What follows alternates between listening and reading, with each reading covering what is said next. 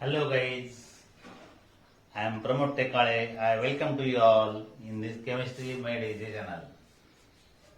In the last period we discussed about the lattice energy. We have defined lattice energy and we will continue that lattice energy in this period. So what is the definition of lattice energy? Lattice energy is the amount of energy released when 1 mole of cation and 1 mole of anion combine together to form 1 mole of solid. Right? We have seen this definition. Example घेतला होता आपण. Sodium cation in gaseous form combined with chlorine anion in gaseous form. Right? When they combine together, there is formation of sodium chloride solid. आणि इथं जी energy release झाली त्याला आपण म्हणतो आपण lattice energy. So lattice energy is the amount of energy release when 1 mole of cation is combined with 1 mole of anion to form 1 mole of solid compound. Okay. Now let's see what are the factors affecting the lattice energy. Okay. So I have written heading here, factors affecting the lattice energy. So there are two factors affecting the lattice energy. What are these? Number one is charge of the ion and second is the size of the ion. Charge of the ion and size of the ion. Charge of the ion is directly proportional to the lattice energy. जेवढा charge जास्त तेवढी lattice energy जास्त. Okay. बघा बोर्डवर example लिहिलंय मी. Aluminium chloride, magnesium chloride and sodium chloride. Lattice energy of aluminum chloride is greater than lattice energy of magnesium chloride and that is greater than sodium chloride. Right? What can we say about the charges here? Aluminum plus 3 charge. Magnesium ion plus 2 and sodium plus 1. काय व्हायला लागलं इथं? ॲल्युमिनियमची size charge जो सगळ्यात जास्त आहे. Charge जास्त त्याची लॅटिस एनर्जी जास्त. कॅटायन बदललं फक्त आपण ॲनायन सगळीकडे क्लोराइड घेतलेलं आहे. Okay. So from this example it is clear that the more is the charge, more is the lattice energy. Okay. When charge is more, there is more attraction. It's alright. Now second point is the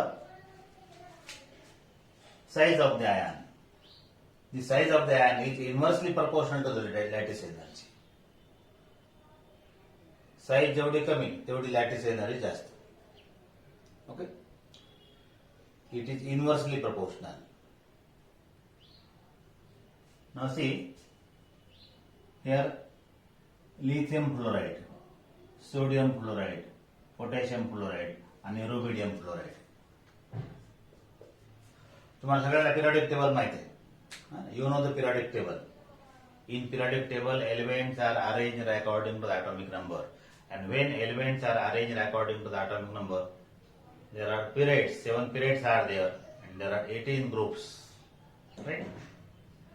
Now you know first group and second group. पहिल्या group मध्ये जे element आहेत त्याला आपण काय म्हणतो alkali metals आणि दुसऱ्या ग्रुप मधले जे ते they are called as the alkaline earth metals. बोर्डवर मी काढले. This is first group of periodic table. Hydrogen, lithium, sodium, potassium, rubidium, caesium पहिला ग्रुप. दुसरा group beryllium, magnesium, calcium, scandium, barium, radium. Right. You should remember the periodic table. Remember these elements. हे लक्षात ठेवायची idea कशी आहे बघा. सांगितलं तुम्हाला वाटतंय का तुम्हाला? हे असं लक्षात ठेवा. हलिनाकी रबडी सस्ती असं लक्षात ठेवून द्या. हलिनाकी रबडी सस्ती. हलिनाकी रबडी सस्ती. Hydrogen, lithium, sodium, potassium, rubidium, caesium. Okay. दुसरा ग्रुप कसा लक्षात ठेवायचा? दुसऱ्या ग्रुपमध्ये कोणते एलिमेंट आहेत? दुसऱ्या ग्रुपमध्ये beryllium, magnesium, calcium, scandium, barium आणि रेडियम. हे लक्षात ठेवायसाठी आयडिया. बेटा मांगे कार स्कूटर बाप राजी. ओके. बेटा मांगे कार स्कूटर बाप राजी. बेटा कार और स्कूटर मांग रहा है तो बाप राजी हो गया, ले लो बेटा. So beryllium, magnesium, calcium, scandium, barium, radium. बघा, वरून ज्यावेळेस आपण खाली येतो एखाद्या ग्रुपमध्ये त्यावेळेला काय होतं? Atomic size increases. Right. When we come from top to the bottom, there is increase in atomic size. Lithium, sodium, potassium. आता सगळ्याचे इथे फ्लोराईड लिहिलेत बघा आम्ही. Lithium fluoride, sodium fluoride, potassium fluoride, rubidium fluoride. Lattice energy सगळ्यात जास्त कोणाची आहे? Lithium फ्लोराईडची lattice energy जास्त आहे. Okay. Lattice energy of lithium fluoride is maximum here. आणि लिथियमची साईज सगळ्यात कमी आहे. So smaller is the size, higher is the lattice energy. Smaller is the size, higher is the lattice energy. इकडून इकडे जाताना साईज, कॅटायनची साईज आहे ती काय व्हायला लागली? वाढत चालली. आणि लॅटिस एनर्जी कमी होत चालली. Okay. So these are the two factors. One is called as the, what is first factor? First factor is charge of the ion and second factor is the size of the ion. Charge of the ion is directly proportional to the lattice energy and size of the ion that is inversely proportional to the lattice energy. Okay. आता there are some exceptions also. हा सर्वसामान्य नियम आहे पण याला एक अपवाद आहे. कोणता? What is the exception? The exception is in case of carbonate, sulfate and nitrate. Carbonate, sulphate, nitrate मध्ये याला अपवाद आहे. बघा कसं सांगतो तुम्हाला मी. आता दुसरा पिरियड बघा. Beryllium, magnesium, calcium, scandium, barium आणि रेडियम. आता समजा आपण कार्बोनेट घेतले तर कार्बोनेट मध्ये काय लक्षात येतं आपल्याला? What you find in the carbonate?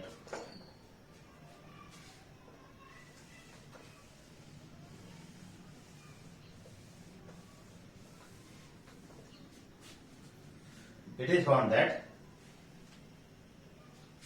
barium carbonate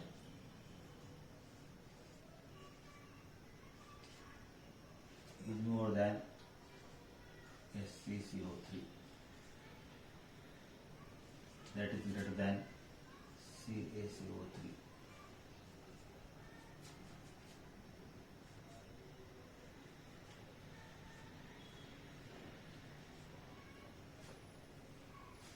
Okay. So, what do you find it here that in case of carbonate, carbonate मध्ये काय व्हायला लागलं? कार्बोनेट मध्ये आता बघा साईज कोणाची जास्त आहे? बेरियमची साईज सगळ्यात जास्त आहे. बेरियम साईज सगळ्यात जास्त आहे. आणि बेरियम कार्बोनेट याची लॅटिस एनर्जी जास्त आहे. पुढे पुढे चाललं सगळ्यात शेवटी काय येतं? बेरिलियम कार्बोनेट येणार. Beryllium carbonate BeCO3.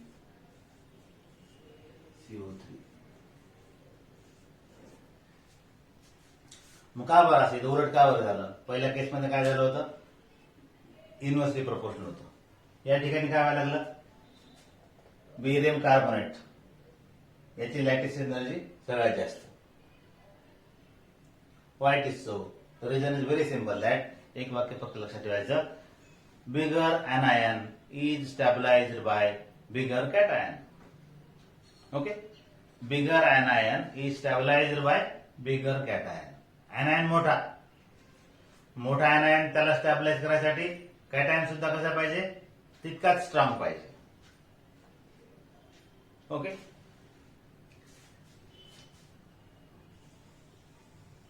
हे anion आहे समजा, आणि त्याला हे स्मॉल कॅटॅन असलं ती जोडी बरोबर जमणार नाही.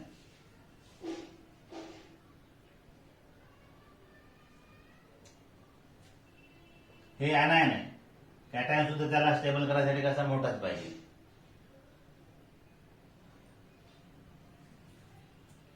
जाडजोड माणूस, त्याची बायको छोटीशी पतली एकदम, जोडा मॅच होणार नाही, नॉट सुटेबल, राईट.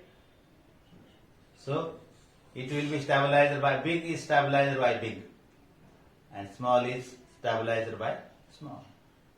ओके, या ठिकाणी कार्बोनेट कसा आहे, मोठा कॅटॅयन आहे, सॉरी anion आहे, कार्बोनेट, एक कार्बन आणि 3 oxygen, it is bigger anion, so it is stabilized by bigger anion. Okay, this one. Okay, same is case असंच कशामध्ये सुद्धा, हे जसं कार्बोनेट सांगितलं तुम्हाला मी, त्याचप्रमाणे सल्फेट मध्ये सुद्धा तसंच. सगळ्याचे आपण सल्फेट घेतले, दुसऱ्या ग्रुप मधले सगळ्याचे आपण सल्फेट घेतले. सगळ्यात मोठं सल्फेट कोणता आहे, barium sulphate, that is stronger. So lattice energy of barium sulphate is more. तिसरं काय सांगितलं, तिसरं नायट्रेट सांगितलं तुम्हाला, कार्बोनेट, सल्फेट अँड नायट्रेट. नायट्रेटचं उदाहरण घेऊयात आपण, एक नायट्रेटचं एक्झाम्पल. मग आता नायट्रेट मध्ये या सगळ्याचे नायट्रेट तयार होतात, या सगळ्याचे नायट्रेट तयार होतात. इथून लिहितो मी, RbNO3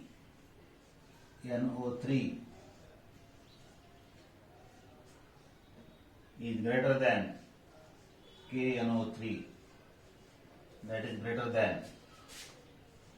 NaNO3, greater than lithium nitrate. It is the exception. Okay, this is काय, साईज जेवढी मोठी तेवढं स्टॅबिलिटी जास्त. So remember the sentence, bigger anion is stabilized by bigger cation. It's alright. So that's about the factors affecting the lattice energy. There are two factors. One is called as the charge of the ion and second is the size of the ion. Charge of the ion is directly proportional and size of the ion is inversely proportional to the lattice energy. Okay?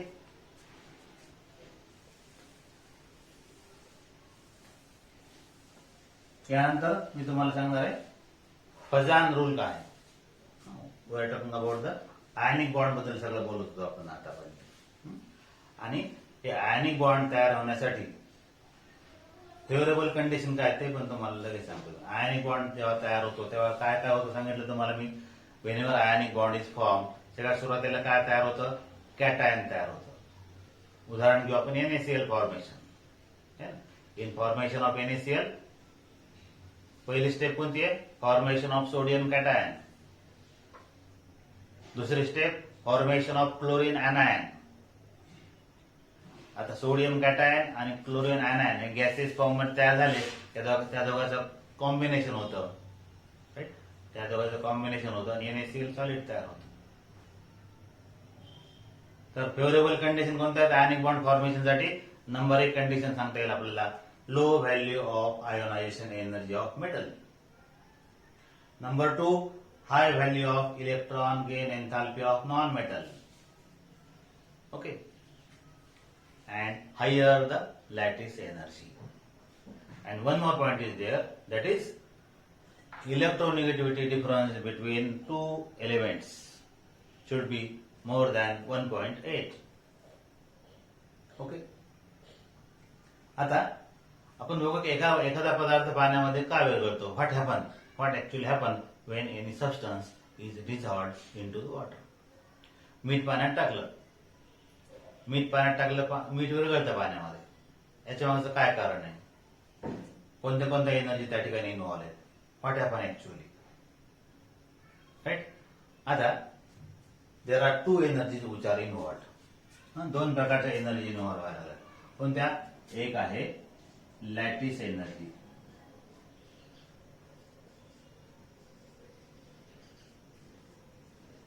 Lattice energy, आणि दुसरी जी आहे ते आहे hydration energy.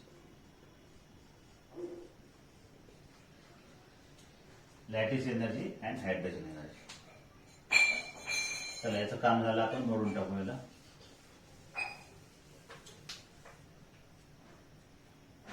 दोन प्रकारचे energy involve होतात जेव्हा solution तयार होतं त्यावेळेला. कोणतं? Lattice energy. म्हणजे काय? हे सोडियम क्लोराईड सॉलिड फॉर्म मध्ये, याला काही एनर्जी, याला ब्रेक करायचं. आता सोडियम क्लोराईडला काय करायचं? ब्रेक करायचं आणि याच्यापासून सोडियम कॅटायन गॅसियस फॉर्म मध्ये आणि क्लोरीन ऍनायन गॅसियस फॉर्म मध्ये तयार करायचं. So definitely some energy required, and that energy which is required, that is the lattice energy only. Okay, so plus here I will write here lattice energy.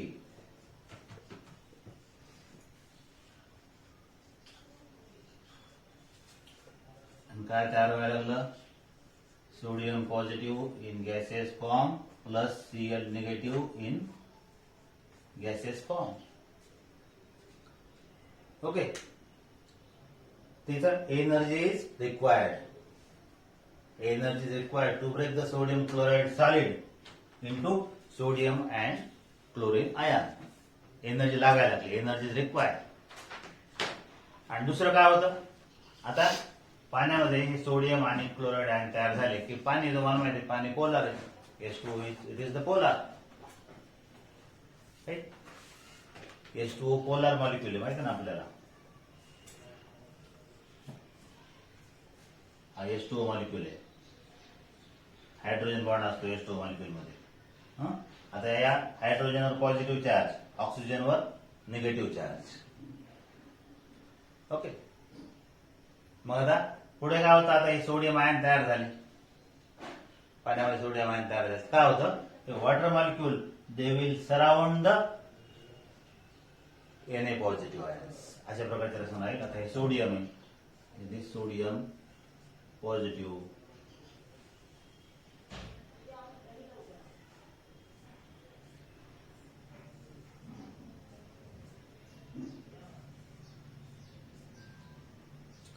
आलं लक्षात? काय झालं इथं? Cation is surrounded by water. How it is surrounded? अशा प्रकारे surround व्हायला लागली की ऑक्सिजन याच्या सगळ्या भोवती यायला लागलं आणि ऑक्सिजनवर चार्ज काय? निगेटिव्ह आहे. Right? And there is a force of attraction. There is a force of attraction between what? Between this negative charge oxygen आणि positive charge cation. आणि फोर्स ऑफ अट्रॅक्शन मध्ये या फोर्स, इथे जो फोर्स आहे ती जी एनर्जी या ठिकाणी काय होईल? एनर्जी इव्हॉल्व होईल. स्टेबिलिटी मिळायला लागली ना. स्टॅबिलिटी मिळाली म्हणजे काय व्हायला लागलं? Energy is evolve, energy is release. आणि इथं जी एनर्जी रिलीज होती त्या एनर्जीलाच काय म्हणलं जातं? That is called as the hydration energy.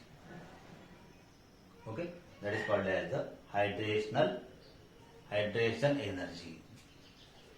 Hydration energy negative आहे बिकॉज एनर्जी इज इव्हॉल्व.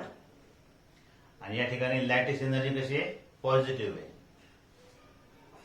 मग पदार्थ पाण्यात जेव्हा विरघळतो त्यावेळेला कंडिशन काय असायला पाहिजे? कंडिशन अशी असायला पाहिजे की hydration energy should be greater than lattice energy. कारण की इथं एनर्जी लागायला लागली, इथं इव्हॉल्व व्हायला लागली. जेवढी एनर्जी इव्हॉल्व व्हायला लागली तेवढी स्टॅबिलिटी येईल. बरोबर? एखादा समजा बिझनेस करायचा आहे, बिझनेस करायचा आहे तर समजा त्याचं 100 रुपये इनपुट आहे. एखादा बिझनेस करायचा त्याला आपण इनपुट द्यायला लागलो, किती द्यायला लागलो? 100 रुपये इनपुट द्यायला लागलो. आउटपुट किती पाहिजे? आउटपुट जर समजा जास्त असेल तर बिझनेस चालेल. बरोबर आहे का? 100 रुपये लावायला लागलो, 200 रुपये मिळायला लागलो, बिझनेस चालणार आहे. त्याची उलट कंडिशन जर समजा झाली की 100 रुपये लावायला लागलो, 50 रुपये मिळायला लागलो, बिझनेस चालणार नाही. राईट? म्हणजे काय जास्त पाहिजे? आउटपुट जास्त पाहिजे. आउटपुट जास्त पाहिजे. इथं काय जास्त पाहिजे? एनर्जी इव्हॉल्व जास्त पाहिजे. म्हणजे काय जास्त पाहिजे? हायड्रेशन एनर्जी जास्त पाहिजे. कशापेक्षा? लॅटिस एनर्जी पेक्षा. It's right. So that is about the lattice energy आणि hydration energy. Now I will tell you Fazan rule. Write down Fazan rule.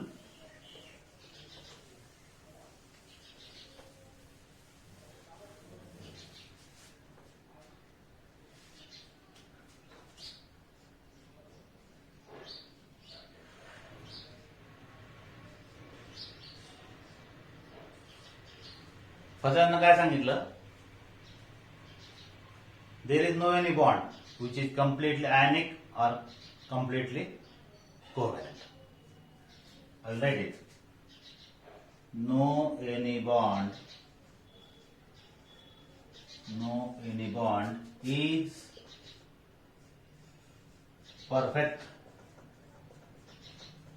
perfectly ionic or perfectly covalent. No any bond is perfectly ionic or perfectly covalent. कसं बघा? I will explain by taking an example. आता sodium chloride माहिती आहे तुम्हाला. How sodium chloride is formed? By the loss of electron and gain of electron. And you know, whenever there is loss and gain of the electron, we say the bond is ionic bond. Everybody knows sodium chloride it is ionic. But Fazan says that it is not perfectly ionic because definitely there is some covalent character developed in that bond also. So why covalent character is developed? So he explains how he explains. See, in sodium chloride, in the formation of sodium chloride, first there is formation of sodium cation, then chlorine anion, and you know cation is smaller. Size of the cation is less than atomic radius. Cationic radius is less than atomic radius. माहिती आहे तुम्हाला? कारण कशामुळे? Cotton कसं तयार होतो? By loss of electron. Sodium मध्ये atomic number 11 आहे. 3 कक्षा आहेत, 2, 8, 1. शेवटचा इलेक्ट्रॉन देऊन टाकला. किती कक्षा राहिला सोडियम मध्ये? 2च. म्हणजे साईज काय झाली? कमी झाली. Okay. Chlorine anion. क्लोरीनचा atomic number किती आहे? 17. पहिल्या कक्षेत 2, दुसऱ्या कक्षेत 8, तिसऱ्या कक्षेमध्ये 7. क्लोरीन 1 इलेक्ट्रॉन घेतो, है ना? And whenever chlorine takes 1 electron, anion is formed. And size of the cation is considerably less than size of the anion. म्हणजे इथं असं काढता येईल मला, हे सोडियम आहे, हे सोडियम आणि इकडे काय आहे? इकडे हा क्लोरीन आहे.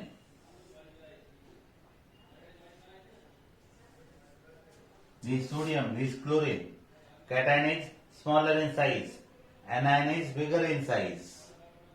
So definitely smaller is the cation. It will have more capacity to attract the electron cloud on the anion. Sodium small आहे size. तो काय करेल? याच्यावरचं हे जे इलेक्ट्रॉन आहेत ना, इलेक्ट्रॉन याच्याकडे ओढून घेईल. It will attract the electron cloud towards itself. याच्याकडे असं ओढून घेणार. म्हणजे कसं दिसेल हे असं? अशा प्रकारचं स्ट्रक्चर दिसेल. म्हणजेच काय झालं? आता इलेक्ट्रॉन कुठे आले? इलेक्ट्रॉन कुठे आले? सोडियम आणि क्लोरीनच्या मध्ये आले का नाही? आणि सोडियम क्लोरीनच्या मध्ये आले म्हणजेच काय व्हायला लागलं त्याला? त्या ठिकाणी काय झालं? आयनिक कॅरेक्टर डेव्हलप. आयनिक बॉन्ड होता सुरुवातीला, कोव्हॅलंट कॅरेक्टर डेव्हलप झाला. Right? Covalent character is developed. Thus, the bond is not perfectly ionic. So Fazan says that there is no any bond which is perfectly ionic.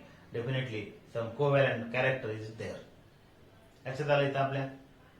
Thus, a covalent character is developed in the NaCl bond, which we are saying that it is a perfectly ionic. It is not perfectly ionic, but some covalent character is there. Is that right? आता 2-3 गोष्टी इथे लक्षात ठेवणं महत्वाचं आहे आपल्याला. कोणत्या?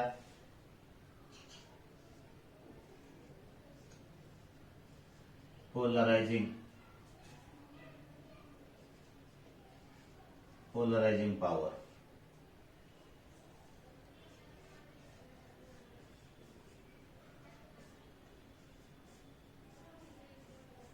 पोलरायझेबिलिटी. आणि अजून एक शब्द लक्षात ठेवू आपण, पोलरायझेशन.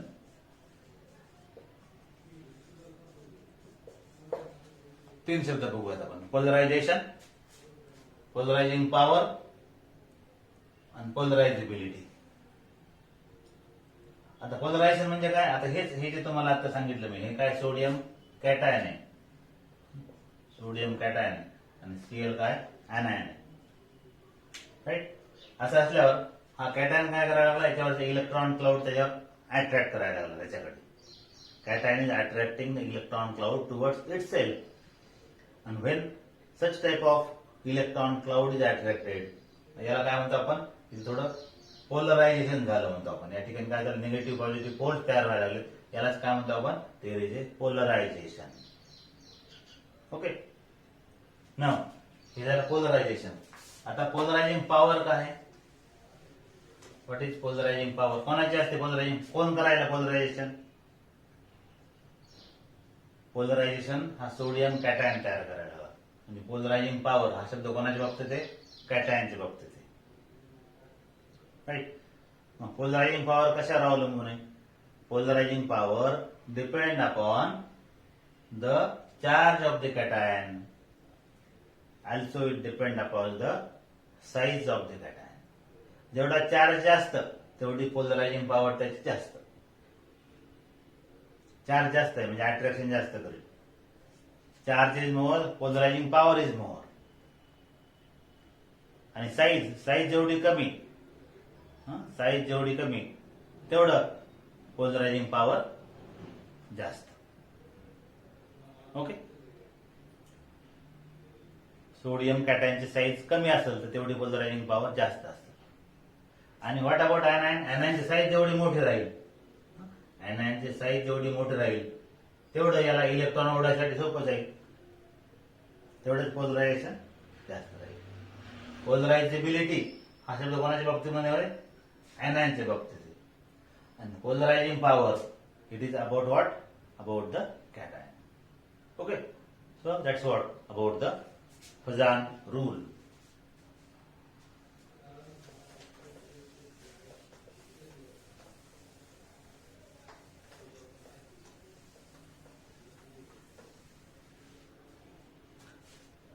आता बघूयात आपण what is formal charge.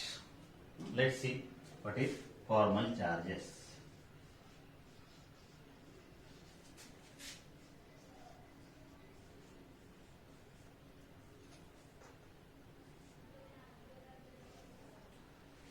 Formal charge म्हणजे काय? फॉर्मल चार्ज कसा कॅल्क्युलेट करायचा आहे? सुरुवातीला फॉर्म्युला सांगून टाकतो तुम्हाला. Formal charge equal to number of valence electron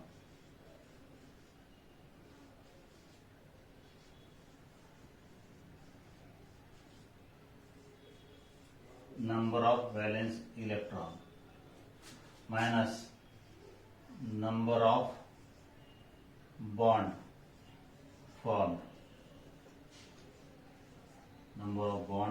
formed. Minus number of unpaired electron.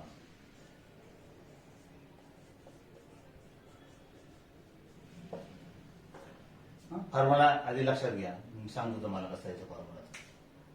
Formal charge is equal to what? Number of valence electron minus number of bond form minus number of unpaired electron. बघूया आता example बघू आता formal charge कसा काढला जातो. Let's consider ozone molecule. Right, ओझोनचा काय formula आहे? Ozone O3.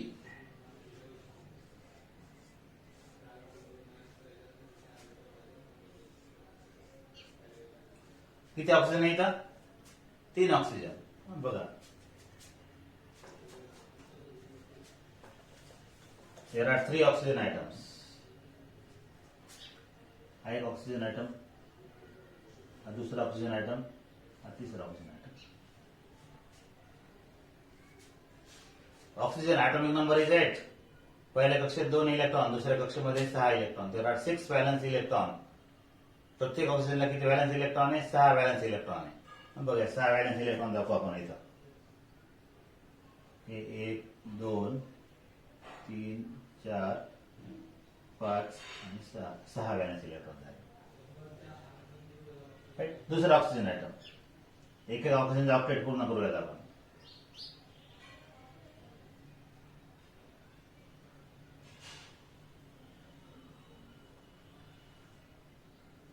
चालेल, 2 ऑक्सिजनचे दाखवले आपण व्हॅलन्स इलेक्ट्रॉन. आणि आता याचे राहिलेत दाखवून देतो लगेच.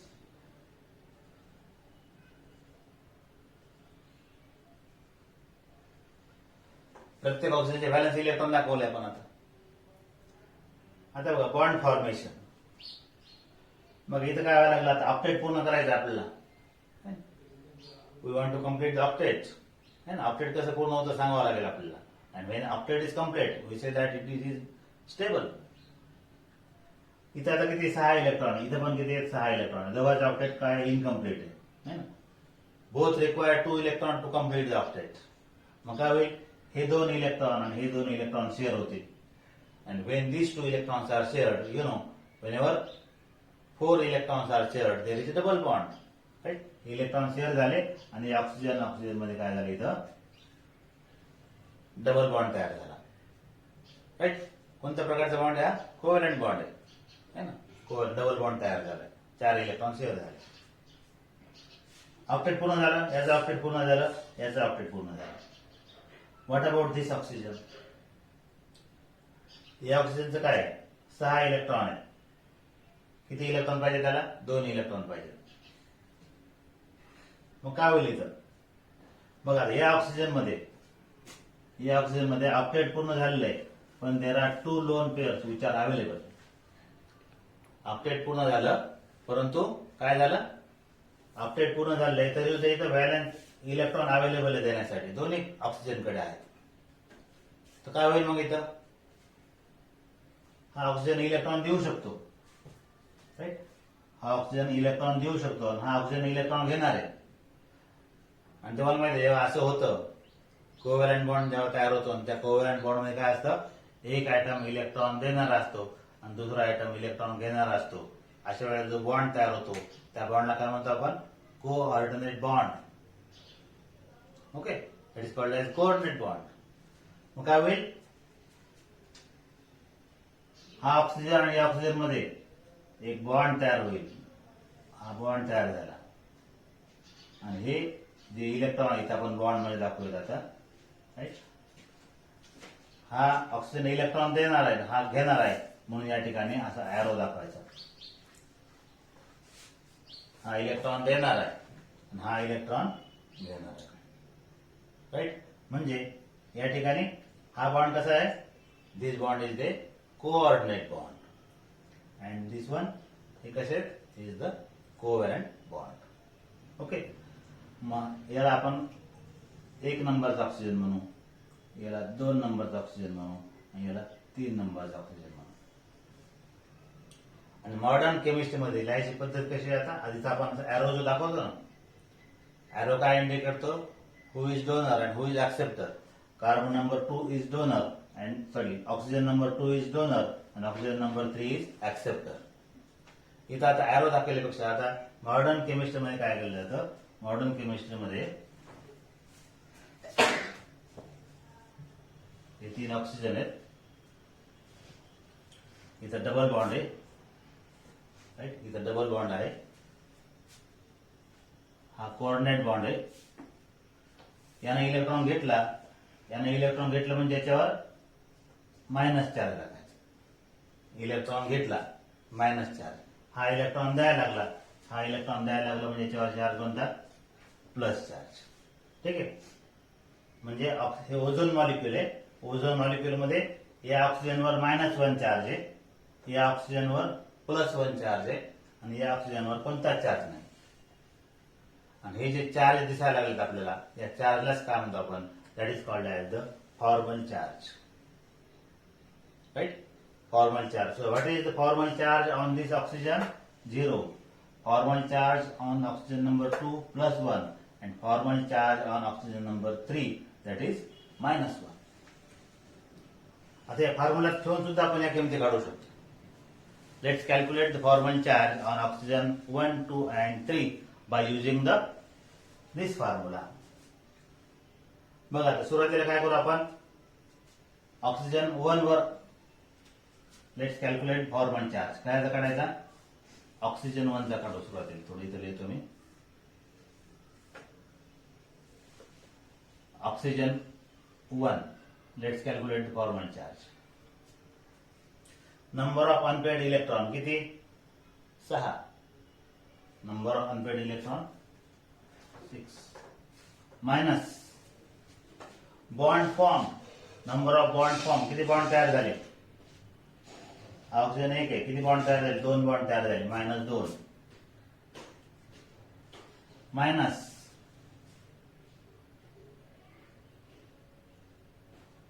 नंबर ऑफ अनपेड इलेक्ट्रॉन, किती अनपेड इलेक्ट्रॉन राहिले तिथं, 1, 2, 3 आणि 4 अनपेड इलेक्ट्रॉन राहिले. 4. 6 - 2 - 4 that is equal to 0. So what is the formal charge? Formal charge is 0. Oxygen 2. Oxygen 2. Number of unpaired electron 6 minus number 2 नंबरचा ऑक्सिजन आहे. Number of valence electron 6. Bond form किती, 1, 2, 3 bond तयार झाले तिथं. 3 bond तयार झाले. Minus number of valence electron किती आहेत, किती राहिले आता इथं, 2च राहिले. 2. 6 - 3 - 2 म्हणजे काय झालं इथं, +1. ओके. अँड ऑक्सिजन 3, तिसरा ऑक्सिजन आहे. तिसऱ्या ऑक्सिजन मध्ये काय झालं, oxygen number 3. Valence electron 6. Bond form किती येतं, आता एकच बॉन्ड फॉर्म आहे. मायनस व्हॅलन्स इलेक्ट्रॉन किती आहेत, 2 आणि 2 4 आणि 2 6. सगळे व्हॅलन्स इलेक्ट्रॉन कसे राहिले तिथं, 6. राईट. 6 - 6 कटले म्हणजे काय झालं, -1. Is it clear to you? So in this way we can calculate the formal charge. In O3, ozone 3 oxygen आहेत.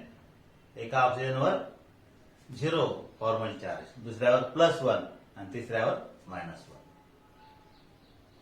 ऑक्सिजन 1 आणि ऑक्सिजन 2 मध्ये डबल बॉन्ड आहेत, हे कोव्हॅलंट बॉन्ड आहे, लक्षात घ्या. आणि oxygen number 2 and 3 there is a bond, but that bond is, which type of bond is that? That is the coordinate bond. Right? अजून एक स्ट्रक्चर मी तुम्हाला सांगतो, that is formation of CO, carbon monoxide. Carbon monoxide structure तुम्ही स्वतः काढून पहा आणि सांगा मला की तर कसा बॉन्ड तयार होतो, कोव्हॅलंट बॉन्ड आहे का कोऑर्डिनेट बॉन्ड आहे. You calculate your self. Can you?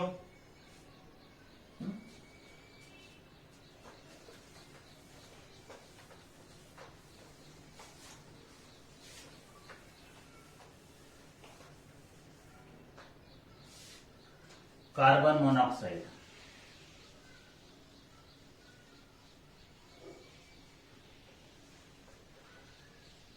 CO.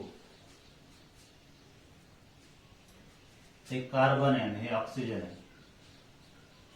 Valence electron किती ऑक्सिजनला, व्हॅलन्स इलेक्ट्रॉन 6.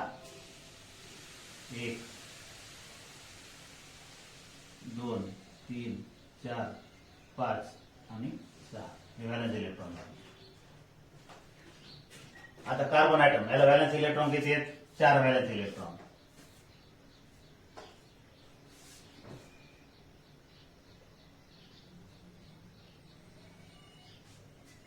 सुरुवातीला आपण ऑक्सिजनचं ऑक्टेट पूर्ण करू. ऑक्सिजनचं ऑक्टेट पूर्ण करूया. किती, 6 इलेक्ट्रॉन झाले. किती पाहिजेत, 2 पाहिजेत. ते 2 कार्बन द्यायला तयार आहे. राईट. कोणता बॉन्ड तयार झाला, डबल बॉन्ड तयार झाला. There is formation of double bond between carbon and oxygen. आता डबल बॉन्ड तयार झाल्याच्या नंतर ऑक्सिजनचं ऑक्टेट पूर्ण झालं, कार्बनचं झालं ना. कार्बन मध्ये किती इलेक्ट्रॉन दिसायला आपल्याला आता इथं? हे 4 आणि 2 6. राईट. म्हणजे कार्बनचं ऑक्टेट पूर्ण व्हायसाठी अजून एक इलेक्ट्रॉन पेअर पाहिजे कार्बनला. राईट. आणि त्याला इथं ऑक्सिजन आहे. ऑक्सिजनचं ऑक्टेट पूर्ण झाले and there are 2 unpaired electrons which are available. Oxygen is ready to give electron. So definitely there is formation of which bond? Coordinate bond. Right.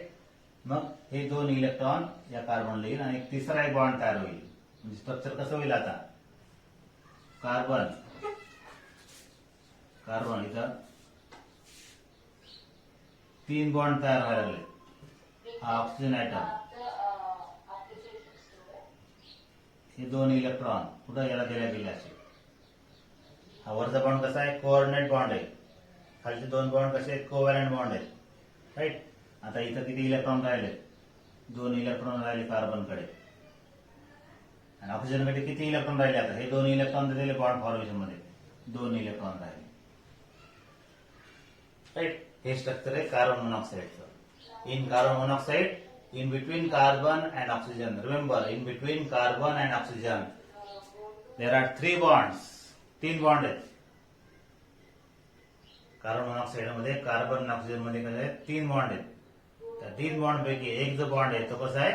That is the coordinate bond.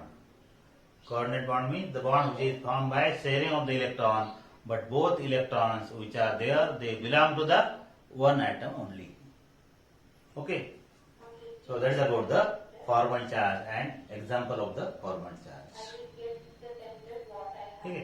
आता या ठिकाणी तुम्ही या कार्बनचं formal charge किती आहे, या ऑक्सिजनचं formal charge, या ठिकाणी इलेक्ट्रॉन दिलं चाललंय. इलेक्ट्रॉन दिलं चाललं म्हणजे याच्यावर मायनस चार्ज येणार आहे. इथे इलेक्ट्रॉन द्यायला लागला म्हणजे याच्यावर चार्ज कोणता येणार आहे? प्लस आहे.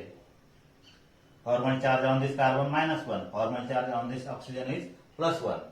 आपला जो फॉर्म्युला आहे त्या फॉर्म्युल्यामध्ये ठेवून तुम्ही फॉर्मल चार्ज कॅल्क्युलेट करू शकता. So what is the formula to calculate the formal charge? Formal charge is equal to number of unpaired electron minus number of bond formed minus number of unpaired electron. Okay. So that's about the formal charge. तर बघा आजच्या पिरियडला काय काय discuss केलं आपण? आजच्या पिरियडला आपण discuss केलं what is lattice energy, what are the factors affecting the lattice energy, what are the favorable conditions for the bond formation, why any substance is dissolved into the solvent, what happen actually there. त्यानंतर Fazan rule बघितला आपण आणि Fazan rule नंतर formal charge. Okay. So let's stop here. I will request you to subscribe and like this channel. Okay.